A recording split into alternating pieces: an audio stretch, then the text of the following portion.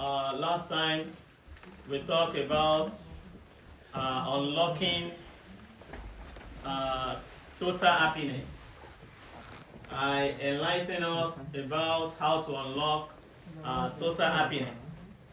But I got a question after that. You know, after the lecture, it's normal that we got some reflection and we got some questions as human, which is normal. So somebody said, Ya Sheikh, I got a lecture and I love this. Jazakumullah khair. I said, MashaAllah, wa yahakum, barakallahu fikum, Ya Sheikh. Then, but my worry is that I work for my money. I hold my money. And Allah is the one that gave me my money. But if I need the happiness, then I need to spend my money for another people before I can get my happiness. So, Sheikh, this thing is not logical to me. Really, it's looking for what? Logic. Dr. Nasruddin will ask, if you submit the paper to him, come on, where is the connectivity? Where is the flow? Inshallah. If you're looking for the flow, where is the flow? So the person is asking for what? Logic. Logic. That's all. How? Someone is working day and night. He's stressing himself up and down. He gather money. Then at the end of the day, one black guy sheikh said he should spend those money for another person for him to unlock happiness. Then where is the logic? So that's all. You also think about it, right? No, he was shaking his head. He said, no, I cannot have this question. Anyway, the person that has the question is also a good Muslim. He doesn't have bad intention. It's just like Prophet Ibrahim alayhi salatu wassalam that asked Allah subhanahu wa ta'ala, he said, Kaifa yuhyi hadhihi al-mawta. He also look at the dead, dry decade. Three things happen. Dead, dried, decade. When something is dried, when something is dead, it means out of soul. The flesh can be possible and the structure, everything can still be there, but there is no soul. Raw. That is dead, right? Okay, dried. It means the flesh has already been what? Been stringed by the sun or by the heat. When something is decayed, it means there is no structure again. Everything is dismantled. That is what Prophet Ibrahim saw, alayhi salatu wasalam. He saw it. He saw a dead, dry decay. Then he asked himself a question. He said, Kaifa yuhyi, mashallah, kadhalik. He said, Kaifa yuhyi Allahu ba'da mawtih. How will Allah resurrect this? And Allah responded to him, Abu Yahya. He said, awalam tumi? Is it that you lost your faith? Allah asked Prophet Ibrahim alayhi salam, you lost your faith? He said, no. هذا مؤمن ولكن لتطمئن قلب. It's just to reinforce.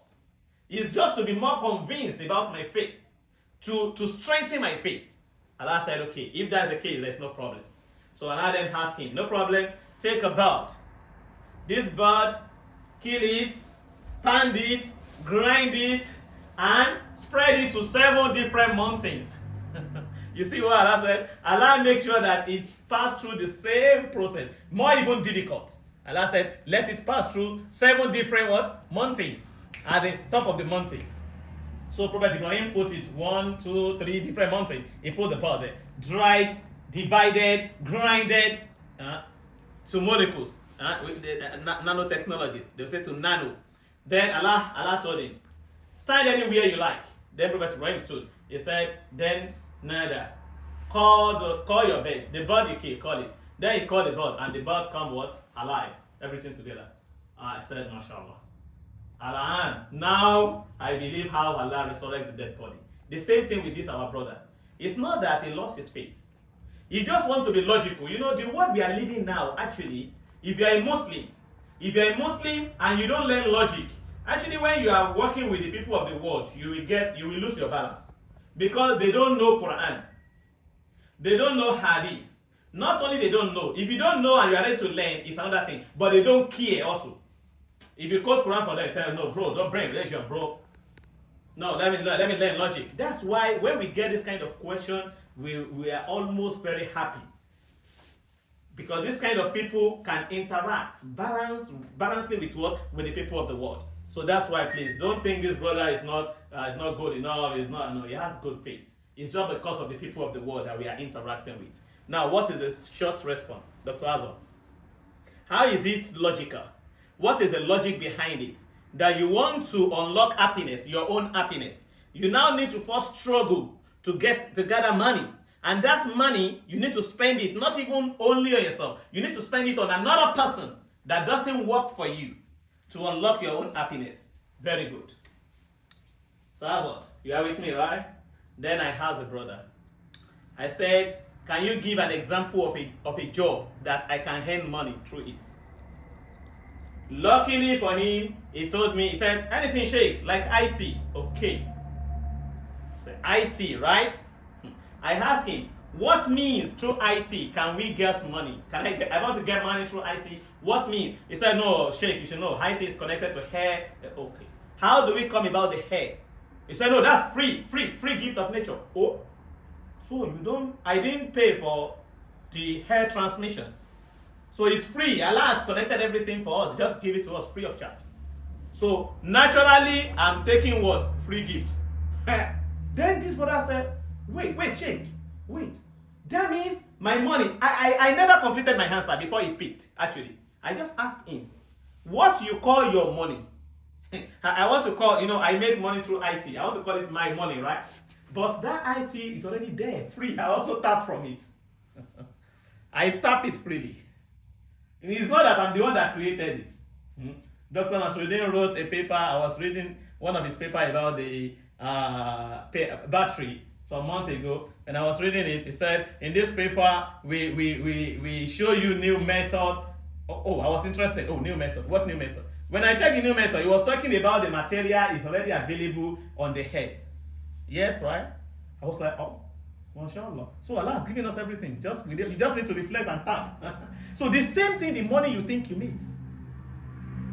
That money was freely to us also as a gift. Let's look at the sky. How much do we pay for the sky? Shahrazad left in the morning. He walked to his what? To his work office. How much do you pay for each steps you take? He said nothing. MashaAllah. All those things is free. Nobody charged you. So that means the money you are going to earn is already being made free for you. So out of the free money you also got, Allah said, help people. That's logic number one. Logic number two, brothers and sisters, that I told him, he said he's convinced. I said, don't worry, I'll give you more. I'll give you more. Logic number two is, you see, the nature of life is that if you want to be happy, you must be useful. If you want to be happy, you must be what? Useful. Even the nutritionists and dietists, they will tell you that after you eat your meal, you must not what? Sleep. you enjoy your meal to sleep or to like relax, right? But they'll tell you, no, don't sleep. Because if you sleep, there's more what? Danger. So if you like your health, you do little exercise even after your meal. So it is nature of life that if you need happiness, you want something to work out for you, you have to be responsible. Without taking responsibility, you cannot unlock total happiness in your life. Let me give you an example. Look at the sun. Is sun radiating for itself or for human being? So that's what. Is the sun working for you or is working for itself? It's working for us, freely. If the sun decided not to work and not to radiate, not to light up the earth again, the sun works also finished, that's all. Everybody knows the sun. God's the better. Oh, sun. Everybody knows that. Even small baby, when you see them, they'll be working. They'll be running in the day. Why? Because of the sunrise. Anytime the sun stops to rise, I don't want to be useful for a human being again, then the job finished. But as much as sun wants to remain relevant, it must continue to be functioning and lighting up our world. Sun is lighting up our world. That's why the sun is relevant in this life. Oh, you are not getting it. Shahrazad, take another example. You know water, right? We can call it sea, we can call it ocean, we can call it river, you can call it dam, anything you call it. Water is water. Even you can call it rain. Any forms of water is possible. Anything water. Is water useful for itself or for us?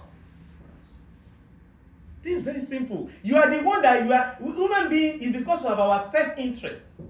We are very stingy, actually. You know, human being. We are. That's not it. We are like this. We don't want to. We just want to bring. Take it. Put here. Keep.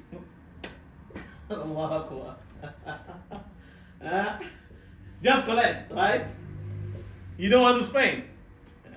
Look at the water. Any water, let's take beach as an example. You know, beach is very, very famous for tourists and is tourist attractive, right? Any beach that tourists don't go there, what will happen to it? Number one, look dead. Number two, it will look what? Odorful. The bad smell will start coming out from it. Even though it's naturally there. But because people don't go there. So anything that is not useful, it will become what? Bad. It is just nature of life. So if you don't want to become rotten within yourself, you need to spend that thing that you value. You need to spend that thing that you value. And on a close note, I told that brother, I asked him a simple question. I said, okay, let's forget about all those logic I've given to you. Let me now ask you a question. Islam encourages spending, right? It says spend. Spend. Even Jesus, Prophet Isa alayhi salam, he has his people. He said, yeah, وَإِذْ قَالَ أَعُوذُ بِاللَّهِ مِنَ الشَّيْطَانِ الرَّجِيمِ وَإِذْ قَالَ عِيسَى بْنُ مَرْيَمَ يَا بَنِي مَنْ أَنصَارِي إِلَى اللَّهِ. Who will help Allah? Jesus is asking. Now spend. Islam encourages spending, right? وَقَالَ الْحَوَارِيُّونَ حَوَارِيُّونَ نحن some group of people, they raise their hand. نحن أنصار الله. We will help Allah. We will help Allah. We will spend in the cause of Allah. They spend their money in the cause of Allah. Okay, I now have that brother. I say, okay, let's look at it from this angle. Islam says spending. But let assume the people of the world teach you to be economy in nature. Like, no, your money is your money. Don't spend for anybody. Keep your money. I say, okay, let's do quick research. Islam and the world, where is more problem? Where do we have the highest rate of depression? Islam or the world? I'm asking you. Where is the highest rate of depression? Islam or the world? The world. You don't get it? Okay, where do we have highest rate of suicide? Is it in Islam or in the world? The world. Okay, where do we have highest rate of atrocities? In Islam or in the world? It's in the world. That's simple logic. It means Islam that asks you, if we are clever enough, Islam that asks you to spend, is asking you to spend that money, it's asking you to spend that your wealth, it's asking you to be concerned for your brother, it's asking you to help you, the needy, so that in a reverse case, you will also get what? All those things back. What goes around? Goes around. It will come back to you. If you see Sheikh Osman at Tajikisti and you smile, if you meet you with a smiling face, mashallah, brother, assalamu alaikum. If you also want, mashallah, brother, assalamu alaikum. But if you meet him and you frown, you also look at him, it's what you give, you will get. So the more you spend to the community, the more you spend to the nature, the more you appreciate what we are telling you, the better life you live. The better life you live. I've seen countless of times that people come to me, like, they look at me and say, maybe they think I'm rich, actually. It's Dr. Nasir that used to laugh at them. This guy is jobless, bro. He used to laugh at them. Why? Because we understood the nature of Allah.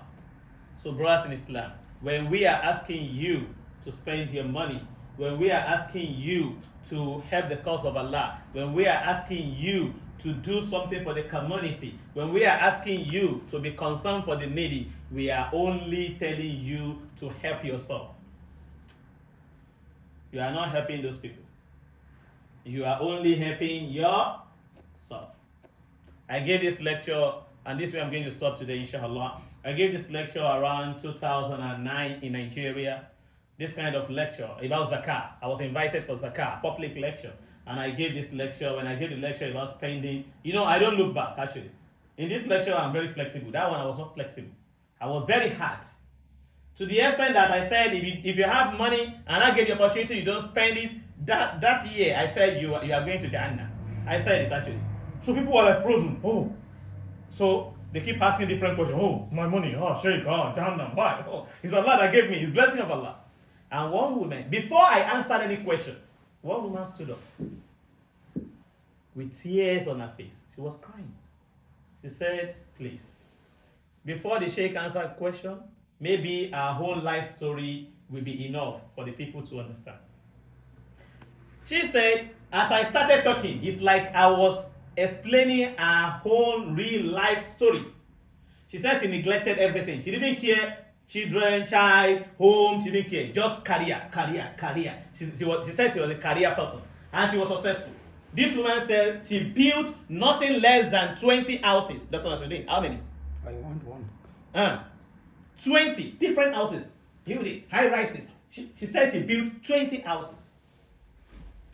You know the meaning of having 20 houses of your own? She says she has so many cars. But she said as she's talking right now, she has nothing. It's not that anything happened to it. Nothing bad happened to her. It is all those things that she neglected. All her children that she neglected.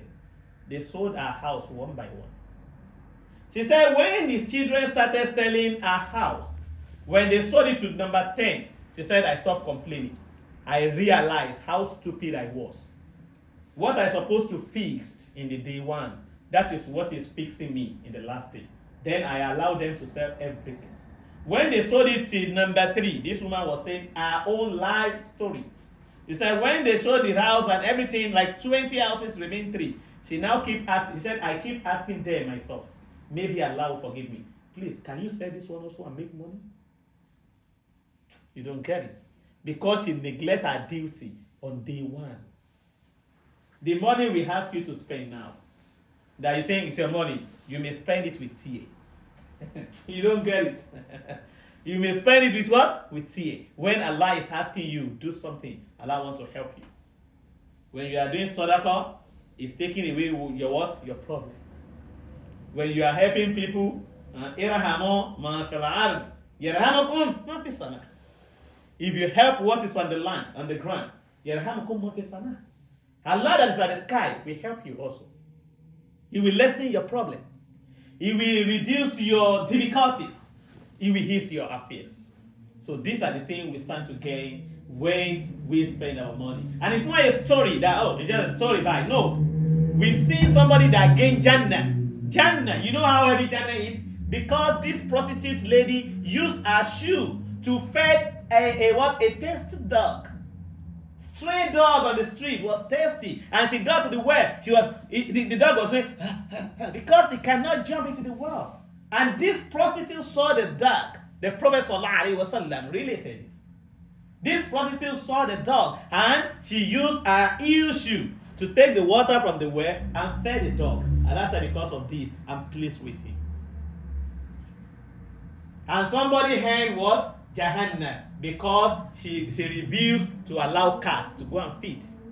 She tied her cat down, the cat was unable to feed, and she didn't give the food to the cat. Allah said, my hunger is on you. So when we are talking about spending in Islam, there's so much logic around it. Spiritually, physically, socially, economically. Who will help Allah, yudha'afuhu lahu, and we multiply for him. Wa yaghfir lahu. Spending will solve your spiritual problem. Spending will solve your social problem. Spending will solve your economic problem. Spending will solve your what? Physical problem. Even it will enhance your interaction. If you want to know that it will enhance it, you give me a car key of Lamborghini. That's all. Buy a Lamborghini and give me Imam, mashallah, mashallah. If I don't know you before, I will say, bro, what's your name? I will ask your name. Spending will increase. Not only even that, it will increase the bond. You are giving somebody gift, they will like you. زوج جدا تزداد حبا. If you want to increase the love between you and other people, share gifts. This is Islam. We pray to Almighty Allah to make it a beneficial one to each and every one of us. أقول ما تسمعون أستغفر الله لي ولكم فسبحانك اللهم وبحمدك أشهد أن لا إله إلا أنت أستغفرك وأتوب إليك. ربنا إننا سمينا مناديا ينادي للإيمان أن آمنوا بربكم فآمنا ربنا فاغفر لنا ذنوبنا وكفر عنا سيئاتنا وتوفنا مع الأبرار. ربنا هب لنا من أزواجنا وذرياتنا قرة أعين واجعلنا للمتقين إماما. سبحان ربك رب العزة عما يصفون والسلام على المرسلين والحمد لله رب العالمين.